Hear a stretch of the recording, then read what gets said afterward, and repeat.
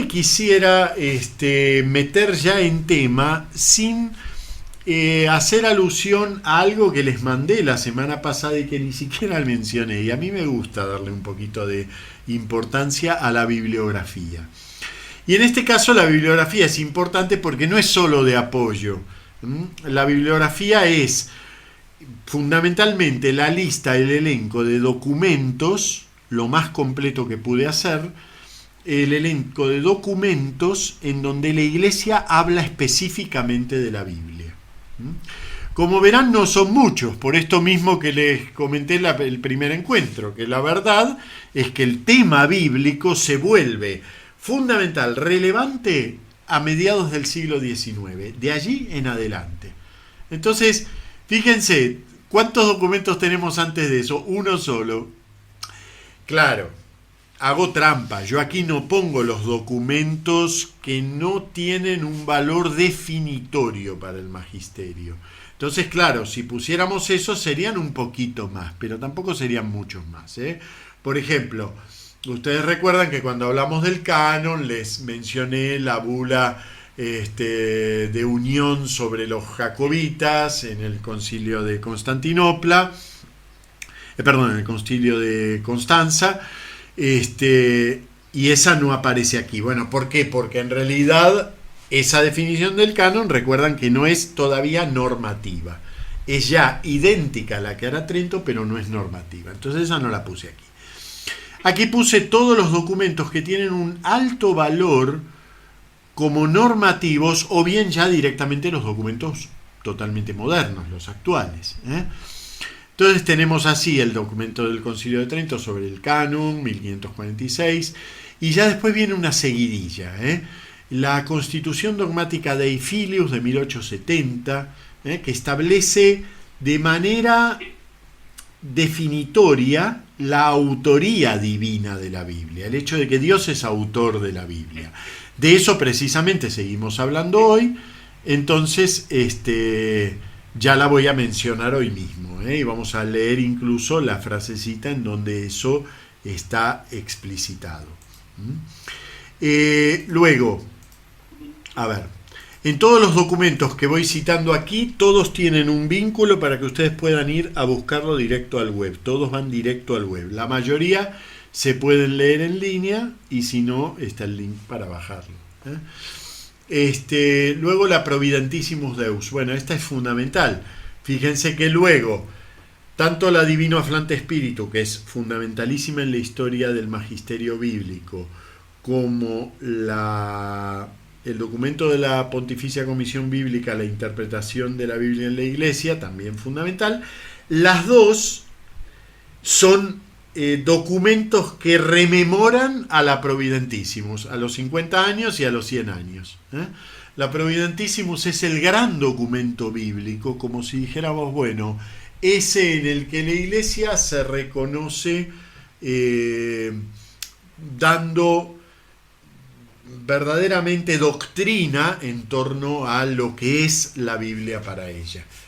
No quiere decir que allí esté todo. Por ejemplo, no está la autoría humana de la Biblia, no está trabajado ese tema, pero hay ya por la base, soterradamente, algunas cositas que apuntan a la mirada posterior de la Iglesia sobre la autoría humana.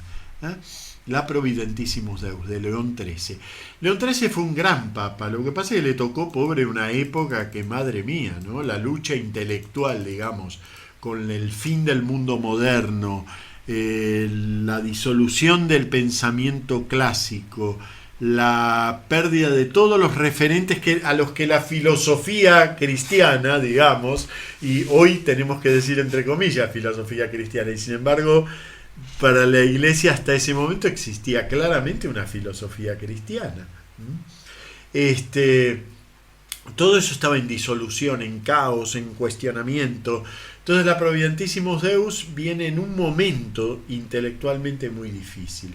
Pero es muy señera, abre caminos, no se queda atrás, considera lo importante que es la Biblia, el estudio de la Biblia. Incluso es muy importante esto, que la Providentissimus Deus no se dedica a la Biblia en abstracto, no, a cómo deben establecerse los estudios bíblicos en la Iglesia Católica. O sea que realmente, digamos, es señera, porque fíjense que nosotros popularmente nos hemos quedado durante casi más de la mitad del siglo XX, nos hemos quedado con la Iglesia, con la idea de que la Iglesia sustrae la Biblia a la lectura del público, ¿no? Eso que, bueno, uno piensa que solo el Concilio Vaticano II abrió la puerta. Es verdad que el Concilio Vaticano II abrió realmente la puerta, pero eso venía ya tímidamente avanzado desde la Providentissimus Deus. Bueno, luego en 1902, si mal no recuerdo, se establece la Pontificia Comisión Bíblica. También la establece León XIII, y también con la misión específica de apoyar en la investigación bíblica. Lamentablemente, la función de la Pontificia Comisión Bíblica no terminó siendo esa en la historia, al contrario. La Pontificia Comisión Bíblica, un par de años después, se dedica claramente a la persecución de todo lo que suene raro en el estudio bíblico católico. Y lamentablemente, según quienes iban dirigiendo el asunto, sonaba raro cosas demasiadas cosas sonaban raro. Entonces, al final, la Pontificia Comisión Bíblica hizo de órgano especial policíaco dentro del estudio bíblico. Por eso les pongo aquí, bueno, el perfil que hay hoy en la web, dentro del sitio del Vaticano, sobre la Pontificia Comisión Bíblica. Traza algo de su historia, pero sin demasiados matices. Todo este aspecto un poquito oscuro de la Pontificia Comisión Bíblica, un poquito... está ligado a una época, ¿no? A la época de San Pío X, a la persecución de todo lo que fuera apertura intelectual. Todo se confundía con modernismo. Es verdad que el modernismo era un gran peligro, pero también es verdad que todo lo que sonaba raro era modernista. Y como siempre en la vida intelectual las cosas van a sonar un poquito raras, porque lógico, cuando uno está estudiando tiene que, si está haciendo una casa, algo además de construir, algo tiene que tirar abajo, porque es imposible si no. Y además la vida es así, ¿no? Es decir, para crecer nosotros tenemos que tirar abajo células que van muriendo y se van yendo. Bueno, eso le pasa a la vida intelectual. En el decenio 1905-1915, el papel de la Pontificia Comisión Bíblica fue terrible, ¿no? Es decir, realmente cerró mucho el estudio bíblico, encerró no solo las afirmaciones concretas, las cosas que un biblista católico podía decir, sino que también encerró la mente de los cristianos bajo un tinte de completa sospecha. Todo lo que podía alguien decir en nombre de la Biblia era sospechoso por empezar. A tal punto que el Adivino Aflante Espíritu en 1943 va a dedicar un específico párrafo a decirle a los cristianos: cuidado, no se sospecha de todo. O sea, miren, para que una encíclica tenga que salir a decirlo, imagínense lo que fue el clima de sospecha. Como nosotros no pertenecemos a esa generación, sino a los hijos de esa generación, no vivimos exactamente eso, pero vivimos los coletazos, que fue el completo desinterés del católico por la Biblia.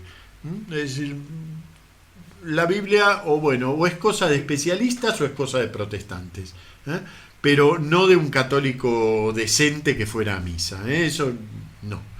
Lamentablemente, nosotros por edad estamos como hijos o nietos de todo eso, pero la actitud esa siguió muy vigente. A ese contexto pertenece el decreto del Santo Oficio Lamentabili, ya con el nombre lo dice, ¿no? No, bueno, ¿qué me pone Alex? ¿Sospecha inducida por la filosofía de los maestros de la sospecha? No, yo creo que era una reacción, no está inducida por ellos. En realidad ellos no piensan dentro del ámbito del catolicismo, así que tampoco es que les interese demasiado la cuestión católica. Pero claro, para ustedes hay que ponerse un poco en el matiz de la época, ¿no? El catolicismo veía acabarse toda una época y no supo identificar, ahora claro lo que me pregunta Rosario, el catolicismo no supo identificar el fin de esa época como fin de una época. Creía que todo iba contra la verdad cristiana y en realidad había muchos que ya estaban pensando muy por afuera de la verdad cristiana. Un Freud no le interesa la verdad cristiana, no piensa en función de la verdad cristiana ni para contradecir a la fe. A veces toca el tema religioso, pero no es un centro de interés, porque para él ya la vida está totalmente por fuera de eso. Ese fin de época no lo supo identificar el catolicismo. Ahora viene la pregunta de Rosario. ¿Todos los cristianos o solo los católicos? Bueno, en realidad las dos partes. Pero se vivió distinto en una parte del protestantismo y en el catolicismo. No es casual que el fundamentalismo bíblico como fenómeno específico del protestantismo, nosotros lo adoptamos luego, como fenómeno específico del protestantismo, el fundamentalismo bíblico, o sea, creer que cada palabra y coma y punto de la escritura está dictado por Dios y por lo tanto debe recibirse exactamente tal como está allí. Es más, en la traducción, ni siquiera en el original. Digamos, una creencia prácticamente idolátrica en el texto bíblico, ¿no? Me atrevo a decirlo con esas palabras, idolátrica en el texto bíblico. No es casual que eso, que es una tendencia del protestantismo, nace hacia el 1905 en Norteamérica, en el contexto del pensamiento evangélico ajeno completamente al catolicismo. O sea, por la misma época que el catolicismo estaba diciendo, ojo que el mundo me está queriendo hacer daño y dañar todas las prístinas fuentes de la fe católica, el protestantismo, sin vinculación, porque son las vertientes precisamente evangélicas más anticatolicismo que había, está sintiendo lo mismo respecto del mundo moderno. Pero se sienten por ramas separadas y las respuestas que dan son distintas, porque ante todo porque el protestantismo no tiene un magisterio, entonces oficial, entonces se defiende de otra manera. Eso hace también, precisamente al no tener un magisterio, hace también que algunas tendencias modernas entren en el protestantismo y resulten buenas, resulten muy fecundas. Eso nos da la sensación a nosotros de que el protestantismo avanzó mucho más rápido en el estudio de la Biblia. No es del todo cierto. ¿Por qué? Porque las tendencias que avanzaron bien, que avanzaron sólidamente, que descubrieron en la modernidad un lenguaje con el que sí se podía dialogar, son unas poquitas. Es decir, supónganse, Karl Barth. Karl Barth hoy lo vemos muy cercano al espíritu católico. De hecho, los propios protestantes dicen, este es un católico camuflado. Lo vemos muy cercano a las tendencias católicas. Pero claro, su comentario a la carta a los romanos, que rompió con todo el estudio bíblico, digamos, tradicional, es de 1907, ¿sí? O 10, bueno, ahora no tengo así en la cabeza el dato exacto. Pero bueno, 7, 10, 14, para el caso da lo mismo. Y uno dice, claro, que ha avanzado todo eso. ¿Por qué los católicos reprimimos todo el estudio y los protestantes no lo reprimieron? En realidad ellos también lo reprimieron. Lo que pasa es que ellos no tienen un magisterio. Entonces la represión se siente de otra manera. El estudioso protestante que chocaba con su comunidad, lo que hacía era irse de su comunidad y fundar otra. Entonces, claro que no chocaba con la suya, chocaba con la que lo había echado. Fíjense, teólogos como Tillich, teólogos, bueno, por nombrarles uno, pero hay miles. les pasaba a ellos lo mismo que a nosotros, pero lo vivían totalmente de otra manera, al no tener un magisterio. El magisterio católico le costó mucho más entrar en diálogo con la modernidad, pero con una ventaja, que es que cuando entró en diálogo, entró decididamente en diálogo, es decir, puso el pie y se puso a caminar. Es decir, hay una, podríamos decir, una coherencia muy grande entre los pasos que se dan en la Divino Aflante Spiritu, que decididamente pone el pie en el diálogo con la modernidad y con el estudio moderno de la Biblia. Moderno ya aquí me refiero incluso hasta a posmoderno, ¿no? Es decir, al actual. Moderno ya no me refiero en general a la época moderna que arranca con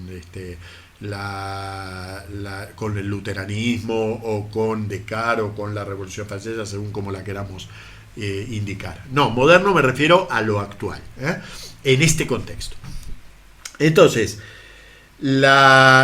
cuando la Iglesia Católica dice, bueno, sí, no era todo modernista y depravado, horrible, ilegible, no, se podían admitir cosas. Divino Aflante Spiritu, 1943. Allí pone el pie y comienza a avanzar. Y ya no para. Ya no para. Por eso fíjense que estos espíritus fundamentalistas dentro del catolicismo que quedaron anclados a los decretos de la Pontificia Comisión Bíblica y al decreto lamentable y al modernismo y a todo eso, esos espíritus que hoy están más o menos en la línea del lefebrismo, pero no solo ellos, hay también tendencias dentro del catolicismo, digamos, admitido, hay tendencias también de tipo fundamentalista, pero quedaron totalmente afuera de la Divino Aflante Spiritu. O sea, no es que dijeron, bueno, hasta ahí eso que dice se puede tomar, lo que pasa es que se van a... No, quedaron totalmente afuera. Porque son fundamentalismos que desarrollaron una tendencia muy semejante al fundamentalismo protestante. Yo sé que es difícil esto porque, claro, nosotros estamos acostumbrados a ver pensamientos en bloques. Decimos, el catolicismo piensa tal cosa, pero nunca existen esos bloques. Existen tendencias, existen líneas, existen choques, enfrentamientos, diálogos también, existen esos matices. Entonces, bueno, ven, por eso a mí me interesa, fíjense que yo tomo como hilo conductor lo que dice el magisterio sobre tal cosa, sobre la autoría divina, sobre el canon, sobre la autoría humana, sobre los errores, que son los 4 ítems que tomamos, ¿no? Lo que dice el magisterio, ¿por qué? Porque precisamente el magisterio va abriéndose paso, abriéndose camino entre líneas, entre tendencias y entre afirmaciones que no son 100% en estado puro. Nadie tiene la verdad en estado puro. Por eso esa cosa de este autor es ortodoxo y el otro, miren, si el magisterio no lo condenó, los dos son ortodoxos, punto. La ortodoxia no es lo que a mí me parece, la ortodoxia es que el magisterio admita, no diga no, y bueno, y a partir de ahí se dialoga con esta tendencia, con aquella, con la de más allá. Y a veces el magisterio dice, no, mira, esto no lo puedes decir, porque esto implica un error. Y entonces, bueno, se va caminando. Por eso les digo esto de que me interesa ir marcando los puntos en donde el magisterio interviene y dice, bueno, esto lo tenemos que afirmar así, no podemos irnos de aquí. Pero claro, nunca el magisterio dice claramente, por ejemplo, el proceso de composición de la Biblia fue así. No, porque no lo sabe. Porque además no le toca al magisterio eso. Pero además no lo sabe, porque eso es lo que estamos investigando. Bien, seguimos con esto de la bibliografía. Como ven, entonces ya pasamos a la Divino Aflante, fundamental, les pongo aquí, es el verdadero punto de arranque de la enseñanza actual de la Iglesia. No quiere decir que está todo desarrollado allí, no, es el punto de arranque de un cambio de mentalidad. Y junto con eso, ven, viene ese párrafo tan hermoso en donde dice, donde por primera vez se les da una caricia a los biblistas, porque hasta el momento eran todos bofetadas. Y dice, estos esforzados obreros de la viña del Señor, ¿no? Y bueno, que hay que evitar ese espíritu poco católico de sospechar de cada cosa que los biblistas dicen, ¿no? Y fíjense que una encíclica dedicándole un párrafo así a esta cuestión implica que se había llegado a un punto muy feo, una sospecha demasiado extrema.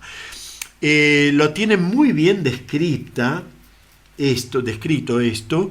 Yo no me acuerdo ahora si es en el tomo 3 o en el tomo 4 de la historia de la Iglesia que mencioné en algún momento, que se llama De Lutero a nuestros días, de Giacomo Martina, que es un historiador jesuita.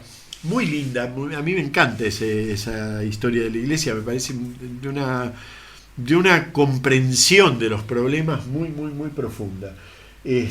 A nuestros días es hasta el Concilio Vaticano II. Pero bueno, si pueden, bájensela de la biblioteca de TF. Yo no la puse aquí en la bibliografía porque es algo colateral, pero si pueden, bájensela de la biblioteca de TF, y ahí tienen no me acuerdo si finalizando el tomo 3 o arrancando el tomo 4, tienen una descripción de lo que fue el clima que rodeó al decreto Lamentabili, que se los menciono aquí. El clima que rodeó a eso. Toda la sospecha de modernismo por todos lados, ¿no? Aún hoy hay páginas de internet, miren, hay una que se dedica al tema Biblia, ¿no? Es una página lefebrista, que se dedica al tema Biblia. Por supuesto, la última traducción católica que se hizo es de 1940, ¿no? Eso desde ya, porque para el lefebrismo 1940 ya es una modernidad impresionante. La última que se hizo buena fue la de Monseñor Straubinger en 1940. Pero además de eso, es interesante el juicio con el que van, porque ellos están al tanto de todo. O sea, sale una nueva traducción y ellos hacen la recensión de la nueva traducción. Entonces siempre el juicio es es una traducción modernista. Porque, por ejemplo, en lugar de decir la humildad de tu esclava, ponen la humillación de tu esclava, que es otro de los sentidos de la palabra en griego. Pero eso ya implica que es una traducción modernista, ¿no? Y todo lo que tocan es modernista. Entonces, claro, uno se da cuenta ahí que es una ideología, no es una caracterización. Bien, después de la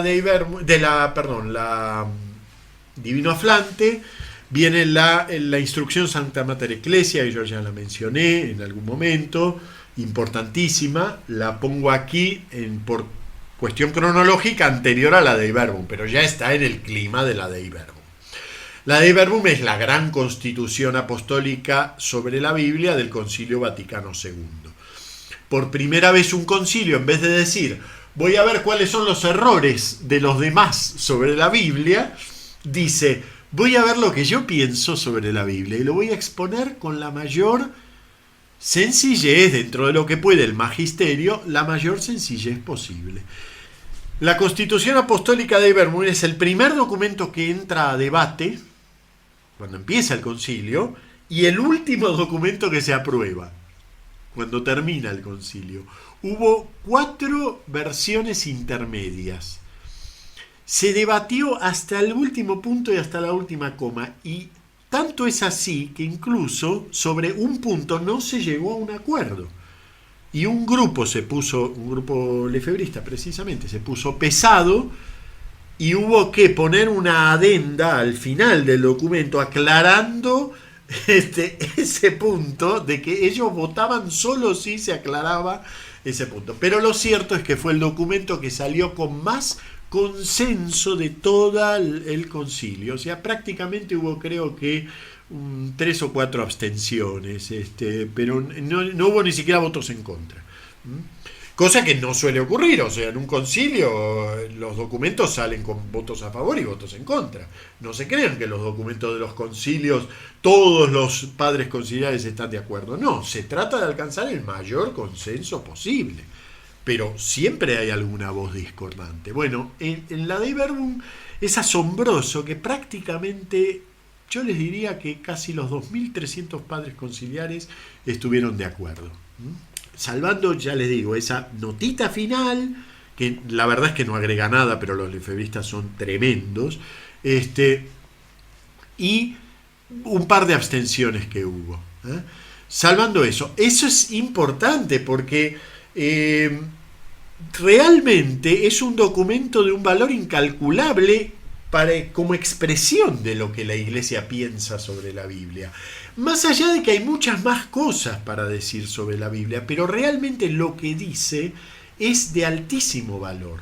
Y tiene apenas 50 años, que para la Iglesia eso no es nada. 50 años es la nada. Después de esto ya no hay un gran documento bíblico de la envergadura de la Divina Flante o de la Dei Verbum. No hay más documentos de envergadura. ¿Por qué? Ante todo porque Pablo VI toma una determinación que, bueno, tiene sus pros y sus contras, como todas las determinaciones humanas, que es sacar a la Pontificia Comisión Bíblica del ámbito del magisterio. Es algo importante lo que hizo. Es decir, ¿qué pasaba? Que la Pontificia Comisión Bíblica, hasta 1970, era un órgano magisterial. ¿Qué quiere decir eso? Quiere decir que cuando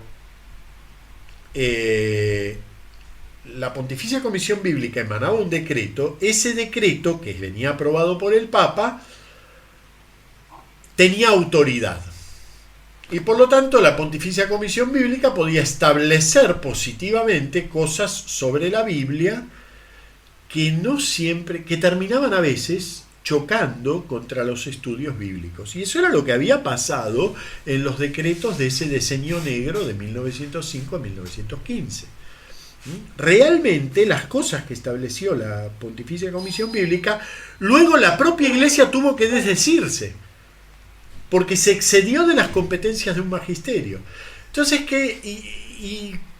¿por qué eso? Bueno, porque una Pontificia Comisión con rango magisterial está formada necesariamente por cardenales. Pero los cardenales no son necesariamente lumbreras en el estudio bíblico. El hecho de que tengan un birrete rojo no quiere decir que tengan una luz bíblica encendida. Son dos cosas distintas. ¿Qué ocurre? Que para que una Pontificia Comisión pueda estar formada realmente por especialistas, esos especialistas solo pueden ser asesores de los cardenales, porque por una cuestión de lógica del magisterio, el magisterio no lo puede ejercer alguien que no sea, que no tenga un rango magisterial como pueden ser los cardenales. Entonces, ¿qué decisión toma Pablo VI? Dice, bueno, la Pontificia Comisión Bíblica deja de tener rango magisterial, pero pasa a ser una comisión de las luminarias católicas sobre la Biblia, a lo alto y ancho del mundo. Y entonces convoca a los verdaderamente grandes biblistas católicos del momento y les propone formar la Pontificia Comisión Bíblica. Y por lo tanto estudiar los temas no como señores cardenales, sino como eminencias bíblicas. Fíjense que han pasado por la Pontificia Comisión Bíblica personas de la talla de un Raymond Brown, que yo creo que fue el mayor biblista católico de la historia. Raymond Brown fue presidente, creo que presidente o miembro seguro, miembro sí, no recuerdo si presidente, de la Pontificia Comisión Bíblica. Son realmente los mejores biblistas del momento de ámbito católico y con diálogo pueden invitar a dialogar a biblistas de ámbito protestante. Es totalmente otra idea de la Pontificia Comisión Bíblica. Entonces, ¿por qué es Pontificia Comisión? Porque el Papa le encarga que estudien X tema. Y ellos lo estudian y sacan un documento, pero ese documento, claro, no es normativo. Yo puedo, como católico, decir, no, yo no estoy de acuerdo con ese documento. Bueno, puedo decirlo porque ellos no son autoridad magisterial. Pero claro, se entiende que los documentos que saca la Pontificia Comisión Bíblica los leyó el Papa con 4 lupas, y nada de lo que se dice ahí es heterodoxo. Puede ser que alguien diga, no, yo no estoy de acuerdo con este avance, pero nada es heterodoxo, eso desde luego. Así que tienen ese estatuto ambiguo magisterial, porque es ambiguo porque, bueno, en la práctica tiene valor de magisterio, en la práctica, aunque uno puede no estar de acuerdo. Bueno, todos los documentos de 1970 en adelante, hasta el último, que es el 2010, o del 2014, son grandes documentos que no tienen valor magisterial. En ese sentido no lo tienen, en la práctica sí. El último sí, de 2014, es Inspiración y Verdad de la Sagrada Escritura, que se los recomiendo abundantemente. Es un precioso documento. A mí me encantó es uno de los que más me gustó de la Pontificia Comisión Bíblica. Creo que por fin ahondan en la cuestión de la inspiración con todos los bemoles, incluso con las dificultades reales que siente el cristiano cuando lee la Biblia. Ayer, qué sé yo, en oficio de lecturas tocó ese salmo precioso de Dios que va a sostener a la dinastía de David sin ningún tipo de dificultad, y termina con que tú pisarás los cráneos del enemigo y los perros lamerán su sangre con sus lenguas. Es un fragmento espantoso para nosotros. Obedece un criterio religioso muy pasado ya. Nosotros no lo aceptamos ya, ese tipo de cosas. Bueno, el documento ahonda en eso de la violencia en la Biblia, de todo eso que forma parte de nuestra experiencia al leerlo, ¿no? Porque cuando la leemos nos choca. Y bueno, y hay que ahondar en por qué nos choque y por qué eso sigue siendo Biblia aunque nos choque. Entonces, más o menos con esto, que miren cuánto tiempo llevó, con esto más o menos les introduzco en el tema de la bibliografía. Después de eso hay algunas obras, no fui muy exhaustivo, pero hay algunas obras que valen la pena, porque realmente la palabra inspirada de Alonso Jäckel es el gran tratado de inspiración que iluminó a toda una época a la actual. Todo lo que se está trabajando hoy tiene mucho que ver con ese libro, que apenas salió fue traducido a un montón de idiomas. Incluso es muy curioso porque muchos aspectos de lo que dice el padre Jäckel fueron luego asumidos por la Dei Verbum, no porque necesariamente los padres conciliares estuvieran pensando en ese libro, sino porque, bueno, evidentemente él razonó en sintonía con el espíritu de la época. Ya cuando veamos la parte del valor del autor humano, les voy a explicar por qué lo de Alonso Jäckel es tan importante. Pero tiene más que ver con eso, ¿no? Fíjense, el subtítulo es La Biblia a la luz de las ciencias del lenguaje. Tiene mucho que ver con eso. Bueno, es un libro precioso que no es fácil, ojo. No digo que este sea un librito de divulgación, ¿no? Es un libro complejo, pero si se hace el esfuerzo es muy agradable de leer, porque Jäckel viene del ámbito de la literatura. Entonces Jäckel tiene ya incluso hasta un estilo de escribir muy poético, precioso. No, ya les digo, no es que sea fácil, pero bueno, vale la pena el esfuerzo. Quizás de los dos, entre el de Grelot, que es un tratado sobre el mismo tema, y el de Jäckel, quizás a dificultad, yo preferiría que intenten, si quieren, el de Alonso Jäckel.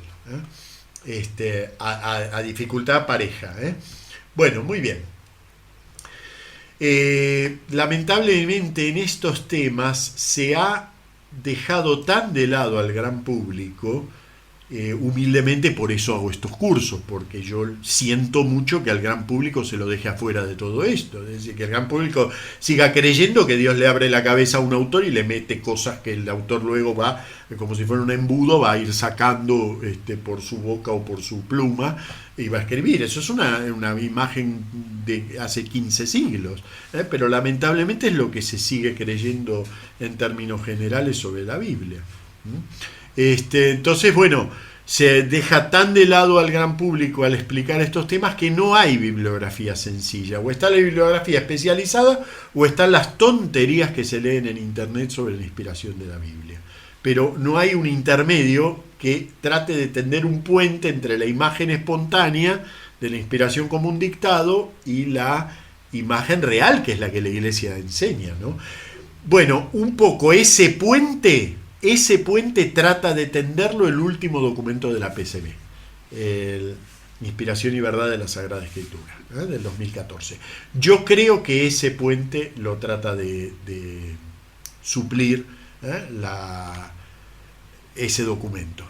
Así que ese sí que se los recomiendo ampliamente. Bueno, muy bien. Se darán cuenta, me fui mucho con la bibliografía, pero porque para mí explicar la bibliografía no es dar unos títulos de libros, sino introducir a temas que forman parte de lo que estoy explicando, ¿no? Entonces tampoco me voy a hacer muchos problemas de que hoy no vamos a agotar el PDF. Sí me gustaría empezar con la diapositiva 3, que creo que no la hemos tocado la semana pasada. Y ya estaba en el PDF, pero me parece que esto no lo hemos tocado. Y que es la fundamental distinción entre dos términos que a veces usamos como equivalentes. Y no se crean que solo nosotros, también el magisterio a veces habla indistintamente de inspiración de la Biblia y de revelación bíblica. Y podemos llegar a tender a confundir estos dos términos como si fuera la revelación bíblica es el objeto, la cosa que tiene la Biblia, la revelación. Y la inspiración es el proceso por el cual se produce esa revelación. Y eso es así, pero haciendo una importantísima salvedad. Y aquí les pongo una cierta definición teológica, expresada lo más sencillo que pude, pero que quiero que la tratemos de comprender bien. Revelación es el acto por el cual Dios se manifiesta a los hombres y al mismo tiempo nos capacita para recibir esa manifestación. La revelación entonces tiene dos partes. Es el acto por el cual Dios se muestra. De alguna manera, ahora vemos eso de alguna manera, pero se muestra. Y a su vez me hace a mí capaz de verlo. Porque yo no puedo ver a Dios de manera divina. Yo no soy Dios.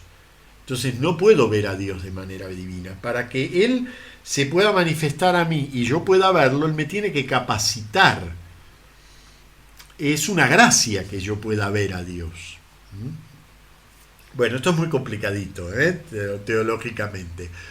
Hay todo un tratado teológico llamado de revelaciones, o sea, acerca de cómo es la revelación de Dios. Y tiene muchas vueltas, yo no puedo agotarlo aquí. Simplemente mencionar que la revelación, primero que es un proceso de dos direcciones, Dios hacia el hombre y Dios que lleva al hombre hacia sí, eso por un lado, pero además la revelación no ocurre solo por la Biblia. Y esto es un punto fundamental. Todo lo que implique que Dios se manifiesta al hombre de alguna manera se llama revelación. Todo lo que implique que Dios se manifiesta al hombre de alguna manera. Por ejemplo, la encarnación de Dios es una revelación divina. Porque Dios se manifiesta como hombre de manera total a los hombres. Es el culmen de la revelación. De hecho, está abarcado en la primera frase de Carta a los Hebreos, preciosa, muy usada en el Tratado de Revelación, que es: de muchas maneras y modos, se manifestó Dios a nuestros padres por medio de los profetas. En estos tiempos, que son los últimos, se ha manifestado por medio de su Hijo, a quien constituyó heredero de todas las edades, etc., de todos los mundos, etc. Bien. Ven, por ejemplo, eso no es una escritura. Dios no escribió a su Hijo y sin embargo se reveló en su Hijo. Entonces, este punto es central. Dios se manifiesta de muchas maneras a los hombres, no solo por medio de la Biblia. Este es un punto muy debatido, es un punto, digamos, de diálogo y también de debate y de disputa con el protestantismo. Porque en muchos casos, sobre todo en el fundamentalismo, la revelación se reduce a la Escritura. Se dice, la revelación es la Escritura. No, la Escritura es una revelación divina, pero hay otras. Por ejemplo, ese hermoso poema de San Agustín al inicio de la... claro, muy bien, el Nostra Aetate. El documento Nostra Aetate de el Vaticano II habla de esto mismo, de cómo Dios se fue revelando en la historia de este pueblo elegido, y que luego es cierto que cambia el rumbo de la, o nos parece, desde nuestro punto de vista humano, Dios cambia el rumbo de la revelación, porque ya no se ciña la historia de este pueblo determinado, sino que abre los horizontes de la iglesia a los gentiles. Pero sin embargo, esa revelación por la historia es una forma de revelación. Entonces fíjense, Dios se revela en la historia, Dios se revela en la escritura. Les decía, este poema de San Agustín tan precioso, donde él va y le pregunta a las flores si son ellas la belleza que tienen. No, nosotras no somos nuestra belleza, busca más arriba. Y así va y llega hasta Dios. La revelación por la creación, eso que nos arroba un paisaje y decimos, bueno, más allá de que yo pueda o no pueda entender los criterios de los criterios físicos de la interacción entre Dios y el hombre, más allá de eso, yo acá, en este campo precioso de flores, puedo contemplar a Dios. Y no porque Él sea este campo, sino porque Él se me manifiesta aquí. La revelación por la naturaleza, por la creación. Después le podemos dar forma teológica a esa y discutir a ver hasta en qué medida el hombre puede conocer a Dios a través de lo creado. Sí, todo eso es debate teológico. Pero Dios se manifiesta a los hombres ya en el acto de crearlos. Cuando decimos el hombre es imagen de Dios, esto quiere decir que en el hombre hay un vestigio de Dios y Dios se me manifiesta en cada uno de mis semejantes. Entonces cuando decimos ver a Dios en los hermanos, estamos hablando de revelación. Ven que entonces la revelación es una cosa muy amplia. También podemos llegar a confundir todo con revelación, ¿no? Pero es verdad que la revelación abarca muchas cosas. Miren, vamos a volver a enumerarlos, perdonen que me ponga pesado, pero para que no se nos pierda de vista. Dios se revela primero que nada por su acto creador. En el acto creador Dios se revela. En la creación como continuo acto de fundamentación con el que Dios sostiene lo creado, les das tú el alimento, abren su boca y sacias de bienes a todas las criaturas. El acto por el cual Dios está sosteniendo a su creación en el ser y permite que todo siga existiendo en lugar de reducirse a la nada, que es lo propio nuestro. Hay revelación. Porque Dios se manifiesta. Dios no puede obrar sin manifestarse, porque Dios es su ser. Entonces cuando Él obra, obrar es su ser, cuando Él obra ya se manifiesta. Dios se manifiesta en la historia. ¿Cómo? Llamando a unos hombres escogidos, determinados, y obrando en un pueblo histórico. Dios obra en la esclavitud de estos hebreos que se sienten llamados por este Dios y en nombre de Él arrostran peligros en el desierto y bla, bla, bla, todo el éxodo. Y a lo largo de la historia, y la dinastía de David y esto y lo otro, y luego la fundación de la iglesia. Todo eso es historia. Dios se revela en la historia. Dios se revela en nuestros semejantes. El que ha hecho esto por uno de estos mis humildes hermanos, por mí lo ha hecho. Entonces Dios se revela en los hombres y especialmente en los hombres más desfavorecidos. Eso por la curiosa economía de la revelación de privilegiar lo débil, lo que tiende a nada. En eso que tiende a nada, ayer leímos la preciosa revelación de Dios en el Oreb, en el oficio de lecturas.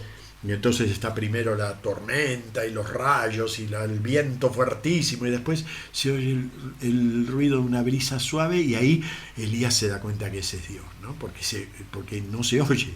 Entonces Dios se revela de maneras paradójicas, pero en los hombres, en la historia, en el sostenimiento de la creación y en el inicio mismo de la creación. Dios se revela todo el tiempo. De todo eso, Dios escoge libremente revelarse también de manera que quede un testimonio escrito. ¿Y por qué escrito? Porque la palabra es el ámbito privilegiado del hombre. Entonces, como la revelación tiene como objeto fundamental al hombre, como destinatario fundamental al hombre, Dios quiso establecer una relación especial con nosotros, no solo de ser imágenes de Él, que ya de por sí eso sería muchísimo, sino que además quiso acercarse a nosotros y mantenerse como uno, primero amigo nuestro y luego como uno de nosotros. Entonces, como quiso eso, escogió libremente el ámbito privilegiado del hombre, que es la palabra. Les pongo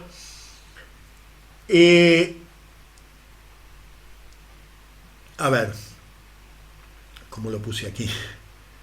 Que Dios mantiene con el hombre una relación viva y actual con cada hombre, con toda la iglesia y con toda la humanidad. Bueno, para que lo fundamental de eso se preservara y entrara en diálogo con todos los hombres, Dios capacitó a unos hombres concretos en una época de la iglesia a que eso se ponga por escrito. La revelación bíblica es un momento especial dentro de el gran conjunto de la revelación. Por supuesto, cuando nosotros leemos la Biblia, quizás no estamos pensando en que al mismo tiempo Dios está sosteniendo que yo pueda respirar, está sosteniendo mi ser. Y que eso tiene algo que ver con la Biblia que yo estoy leyendo. No lo estamos pensando, pero tendríamos que pensarlo, porque la Biblia no es un ámbito único de revelación, es un ámbito que está en diálogo con todas las otras formas de revelación. Entonces, como todo esto proviene de Dios, todo tiene una profunda coherencia. Por ejemplo, uno puede preguntarse, ¿por qué Dios escogió un medio tan débil como la palabra?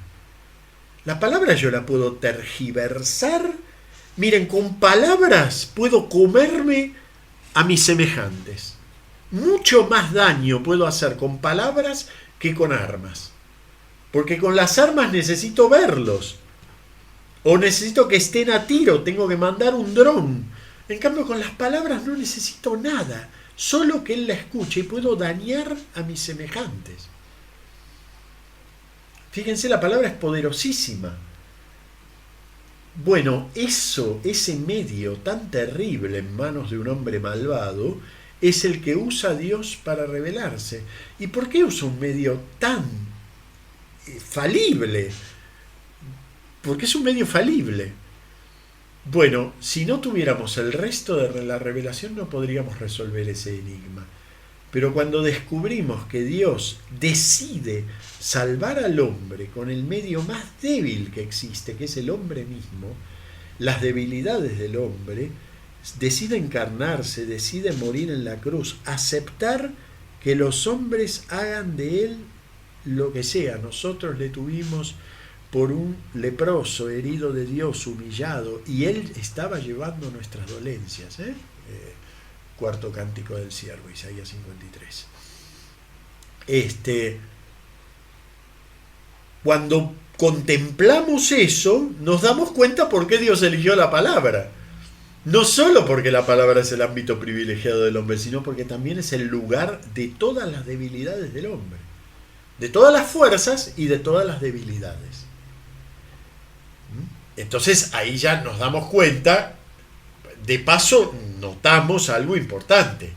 ¿Por qué no puede haber una Biblia que sea clara, transparente y unívoca y todos la entendamos inmediatamente y yo me ponga a leer la Biblia y descubra a Dios inmediatamente? No, porque eso no sería una palabra, realmente palabra.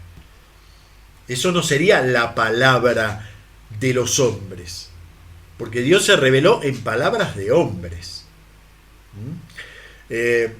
Un teólogo se llama Tomás de Aquino Collins. Los padres le pusieron Tomás de Aquino de nombre.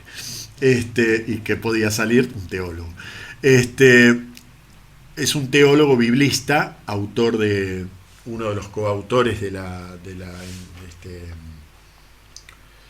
comentario bíblico San Jerónimo, junto con Brown. Él dice, en uno de los textos que les puse en la bibliografía, él dice una frase que me pareció muy certera. Él dice: si realmente entendiéramos lo que decimos con la expresión palabra de Dios, no haría falta aclarar que es divina y humana. Porque con palabra ya estoy dando la dimensión humana. Lo que pasa es que nosotros nos olvidamos de eso y creemos que Dios va a hablar igual que nosotros. Pero eso es un antropomorfismo. Dios no habla igual que nosotros. Cuando hablamos de palabra, ya estamos haciendo una analogía humana. Dios, y esto es muy importante, hay un padre de la iglesia, San Juan Crisóstomo, que utiliza una expresión que se hizo, yo les diría que consubstancial con el magisterio bíblico, que es la condescendencia divina. Dios condesciende con los hombres. Dios se pone a la altura del hombre y esa es su forma de capacitarnos para hablar con él. La condescendencia de Dios hace que Dios, para salvarnos, se encarne, para salvarnos adopte nuestra forma de muerte más humillante, para hablarnos adopte la palabra, y esa palabra esté sometida a todos los equívocos y peligros de la palabra humana. Ya nos tocará hablar del tema del error, ¿no? Ya saben que es un tema que flota de fondo. ¿Tiene errores la Biblia? Bueno, pero no podemos tomar esa palabra, esa frase en abstracto. Tenemos que entender que Dios no puede rehusar a la debilidad de la palabra humana. Hay que ver si contiene errores. Parece que no. Y de hecho no los contiene. ¿No? Bueno, voy a dejar con la intriga. No contiene errores. Pero sí contiene toda la debilidad de la palabra humana. ¿Y por qué? Porque Dios condesciende. Hay un capítulo entero, un número dentro de la Dei Verbum, documento que no pueden dejar de conocer bien, que se dedica al tema de la condescendencia divina, el número 13. Después de hablar de la inspiración de la Escritura, después de hablar de la tarea humana en la confección de la Escritura, el documento habla de la condescendencia divina para con los hombres. ¿Sí? Bien, esto es importantísimo. ¿Ven? Por eso no quería dejar pasar esta diapositiva, porque si no ponemos la Biblia en el friso completo de la revelación, no se entiende. Porque claro, la Biblia aparece como una obra demasiado débil, ligada, por ejemplo, a formas literarias caídas en desuso. Entonces uno dice, Dios se molesta en inspirar la Biblia, pero resulta que, qué sé yo, los epitalamios, los poemas de boda, para cantar en las bodas, cayeron en desuso. Ya nadie escribe un epitalamio. Mientras que no había bodas sin su epitalamio en la antigüedad. ¿Ven? Es una forma. O el tipo de carta que hace San Pablo hoy no se usaría, aunque era relativamente común en la época de inicio del Nuevo Testamento. La forma de escribir una historia, esa especie de saga familiar con la que está escrita toda la Biblia, ya no se usa. Entonces, ¿cómo es esto? La Biblia utiliza formas perimidas. Y Dios se va a revelar y resulta que elige palabras que van a caer en desuso. Elige una lengua que hoy es una lengua prácticamente muerta. Es una lengua resucitada, como saben, el hebreo, porque se habla en Israel. Pero tiene sus características peculiares. En sí el hebreo bíblico es una lengua propia.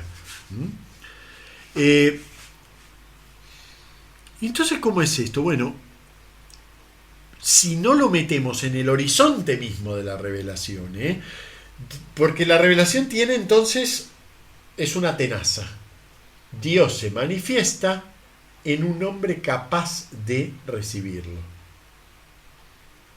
Para que yo pueda entender la manifestación de Dios, Dios me hace capaz de recibirlo. Pero ese capaz de recibirlo tiene que ver también con mis capacidades naturales. ¿Sí? Yo pongo agua en un vaso y el agua va a tomar la forma del vaso. Hablando de eso, pongo agua en un vaso y el vaso le da la forma al agua. Yo no puedo recibir a Dios en la mentalidad, con la mentalidad de Dios, porque yo no soy Dios. Precisamente por eso Dios condesciende. Y hace una palabra que es verdadera pero débil. Bien, en esa debilidad de la palabra está precisamente la fuerza que tiene. En esa debilidad. Así como decimos que en la debilidad de la cruz está la fuerza de la fe. Es paradoja, es verdad, pero es la paradoja misma de toda la fe cristiana. No es una paradoja específica y nueva. Si se admite la paradoja cristiana como fuente de vínculo real con Cristo, entonces la Biblia entró dentro de esa misma paradoja. Y ahí viene la hermosa cita de 2 Timoteos 3, 16, 17 que habíamos comenzado a leer la semana pasada. La vuelvo a leer. Dice, tú mantén lo que aprendiste y te convenció. Recuerda quienes te lo enseñaron y también que desde niño conoces la Sagrada Escritura. Ella puede instruirte acerca de la salvación por la fe en el Mesías Jesús. Claro, nosotros diríamos, lógico, ¿cómo no me va a poder instruir si yo puedo leer los evangelios? No, pero aquí nos está refiriendo a los evangelios que todavía, bueno, ya algunos se habían escrito. Se está refiriendo a lo que en este momento se llamaba Sagrada Escritura, es decir, lo que para nosotros hoy es el Antiguo Testamento. Terminado eso, o sea, diciéndole a Timoteo, mira, tú que has sido instruido desde niño en esta escritura, y esta escritura te llegó a los huesos, te llegó a lo profundo, te convenció, traduce aquí Juan Mateos, te convenció, esto que te dio forma a tu vida, resulta que en tanto es un escrito inspirado, y ese era el neologismo que usaba, ¿se acuerdan? En el Theopneustos, en tanto es inspirado por Dios, en tanto recibe de Dios un hálito, sirve además para enseñar, reprender, corregir y educar en la rectitud. Así es que el hombre de Dios será competente, perfectamente equipado para cualquier obra buena. Miren qué hermoso párrafo, ¿eh? Lo inspirado de la Escritura, y aquí inspirado, vamos a ir tratando de desglosar qué quiere decir, pero inspirado tiene que ver con esa fuerza interior de una palabra que es débil, pero que te convenció. A mí me gusta jugar con ese doble sentido del texto. Esta palabra es débil porque está insuflada. Es apenas un hálito lo que hay, Theopneustos, un aliento divino. Está soplada, insuflada por Dios. Es una palabra, es algo débil, pero te convenció. Y como te convenció a ti, desde tu convencimiento tiene una fuerza que llega también a los demás. Sirve además, me gusta ese adverbio que usa aquí, ¿no? Sirve además para enseñar, reprender, corregir, educar en la rectitud. No es una palabra, porque fíjense que a veces cuando no se lee esta cita en contexto, el contexto es a ti te convenció, y esto es una palabra, es decir, es esencialmente débil. Cuando no se mete eso en el contexto, suena como que la fuerza divina, del soplo divino que tiene, sirve para aplastarle y llevarle en argumento sagrado al otro y romperle bien la cabeza. Que parece que es nuestra forma que tiene que ser nuestra forma de convencer. No, la Escritura no convence así. La Escritura no convence argumentalmente ni rompiéndole la cabeza a nadie. La Escritura convence cuando esa fuerza interior de la que te dota con toda su debilidad, pero precisamente porque viene insuflada por el Espíritu Divino, se vuelve una fuerza que te capacita a ti para la obra buena. Entonces, como te capacita, vas a ser capaz de capacitar a los demás, enseñando, reprendiendo, corrigiendo, educando en la rectitud. Ven que la relación es totalmente distinta. El theopneustos, la inspiración divina, el soplo divino, es un hálito. Como va a decir Juan en la entrevista con Nicodemo, el viento sopla donde quiere y tú no lo ves. No sabes de dónde viene ni de dónde va. Y soplo en griego es la misma palabra que espíritu, neuma. ¿Ven? Entonces, en ese ámbito de ideas se mueve la escritura divinamente inspirada. Bien. Un matiz fundamental lo aporta otra cita. En realidad los testimonios bíblicos sobre la inspiración son muy poquitos, son estos que estamos viendo, no hay mucho más. Un matiz muy especial lo aporta 2 Pedro 1, 19, 21. También es un escrito tardío. 2 Pedro, los exégetas en la actualidad consideran que es el último texto que se escribió del Nuevo Testamento, ya pasando el año 100. Es un escrito pseudoepigráfico, es decir, está firmado como si lo hubiera escrito Pedro, pero ya por época no es un escrito petrino. La pseudoepigrafía es un fenómeno habitual en la antigüedad. A nosotros nos puede quizás causar un poquito de escándalo, pero no tiene que causarnos escándalo porque era algo común. Es decir, poner un escrito con el nombre de una autoridad. No lo hacían para mentir y engañar, porque se supone que el que recibía esto sabía que Pedro se había muerto hacía 40 años. No lo hacían para mentir y engañar, es una forma de decir, este escrito está en el ámbito de autoridad de este personaje. Yo lo escribí de alguna manera, digamos, en continuidad con él.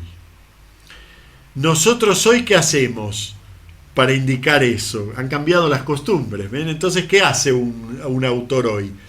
Escribe un libro, yo escribo un libro, y como mi libro solo tiene mi autoridad, para poder decir que mi libro es importante y se mantiene en el ámbito de autoridad de un biblista mucho más importante que yo, como es, qué sé yo, Blenkinsop, voy y le pido a Blenkinsop que por favor me escriba un prólogo. Y entonces si Blenkinsop tiene a bien leerlo y decir, sí, está bueno el libro, yo no lo escribiría así, pero bueno, está bien. Entonces me hace un prólogo. Y entonces el editor pone sobre la creación divina por Abel de la Costa con prólogo de Blenkinsop. Bueno, todo eso son artificios nuestros y no necesitamos explicarlos. Cuando yo compro un libro y dice con prólogo de Mongocho Pirulo, se supone que Mongocho Pirulo es mucho más conocido que el autor y que además es quien está como un poco guiñando el ojo, avalando ese libro. Bueno, es un procedimiento de la cultura nuestra. Nosotros creemos que nuestros procedimientos de nuestra cultura son mucho más transparentes que los de los demás, pero no, es solo porque son los nuestros. En la antigüedad tenían otras convicciones culturales. Entonces, ¿qué hacía un autor que quería meter su escrito en la línea de la autoridad petrina? Bueno, pues lo llamaba Carta de Pedro. Así de sencillo. Y para nosotros eso hoy es una mentira, pero para la época eso no era una mentira. Eso era pseudoepigrafía. Y era tan común que los lectores no presuponían que el autor había sido ese. No lo presuponían. Después además sí hay escritos, pero, por ejemplo San Pablo en algunas de sus cartas dice: Para que sepan que esto lo digo yo, vean que lo firmo yo. Cosa que normalmente no ocurría porque lo escribió un secretario, un amanuense. Pero en algunos momentos que San Pablo se pone duro con sus interlocutores, dice, para que vean que esto lo digo, esto lo firmo yo. Y ahí ponía un gancho para que se supiera. ¿Ven? Entonces, en la antigüedad tienen otros procedimientos. Bueno, todo esto, discúlpenme, es un excursus sobre la pseudoepigrafía, pero en el estudio bíblico no se puede estudiar un texto sin, por lo menos en la actualidad, estudiar un texto sin suponer en qué tiempo fue escrito. Porque claro, como toda la iglesia se desarrolló en 80 años, o 60, y realmente, tal como salió de las manos de su creador Jesús, a cómo evolucionó y se dio forma histórica durante los 60 años de la época apostólica, no es lo mismo que un escrito se haya hecho en el año 60, cuando vivía San Pablo y San Pedro, que se haya escrito en el año 105 o 110, cuando ya ninguno de los dos vivía, ninguno de los dos ni muchos otros. Porque la evolución de las cuestiones es distinta. Bien, todo esto para decirles que 2 Pedro es prácticamente el último texto en escribirse, quizás es el último, y es un texto fundamental porque fíjense que como único testimonio intrabíblico habla del Nuevo Testamento.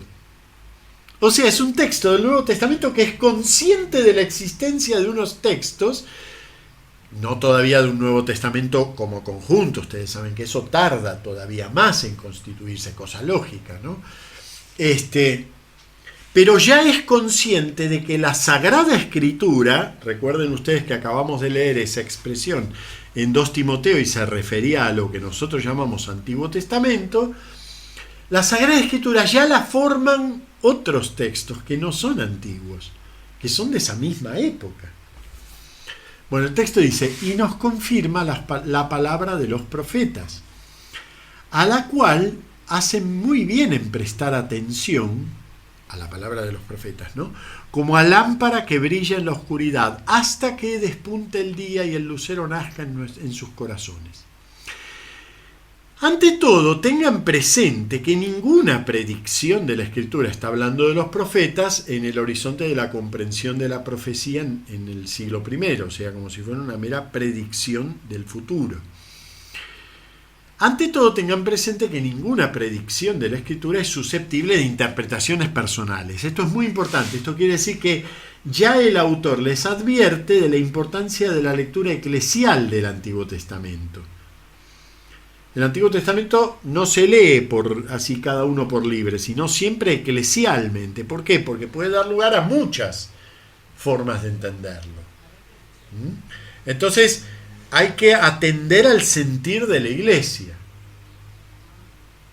Ante todo, tengan presente que ninguna predicción, ¿por qué habla del Antiguo Testamento? Primero, porque habla de Escritura, y segundo, porque habla de predicción, y entonces está refiriendo específicamente a los profetas. Es susceptible de interpretaciones personales, porque ninguna predicción antigua aconteció por designio humano. Hombres como eran, ellos hablaron de parte de Dios, movidos por el Espíritu Santo. ¿Ven? Nuevamente, la Escritura es una cosa en donde Dios ha movilizado ciertas fuerzas humanas. ¿Sí? Esto se complementa con la otra cita dentro de este mismo texto de 2 Pedro en 3, 14, 15, aquí ya pasamos a la diapositiva 7, pero es continuidad, es un texto que abarca, digamos, toda esta temática, en donde dice, consideren que la paciencia de Dios es nuestra salvación, como les escribió nuestro querido hermano Pablo con el saber que Dios le dio. En todas sus cartas habla de esto. Es verdad que hay en ellas pasajes difíciles, que esos ignorantes e inestables tergiversan, como hacen con las demás escrituras. y fíjense, por primera vez se pone en el horizonte de las Escrituras un texto que indudablemente pertenece al Nuevo Testamento, como son las cartas de Pablo, para su propia ruina. ¿Ven? Las Escrituras no se pueden leer cada uno por su lado, porque estos hombres no hablaron por su cuenta, hablaron movidos por el Espíritu Santo. Entonces hay que entrar al ámbito del Espíritu para poder entender las Escrituras que fueron escritas en el ámbito del Espíritu. Esto se va a transformar en el principio interpretativo fundamental. Las Escrituras han de leerse con el mismo espíritu con el que fueron escritas.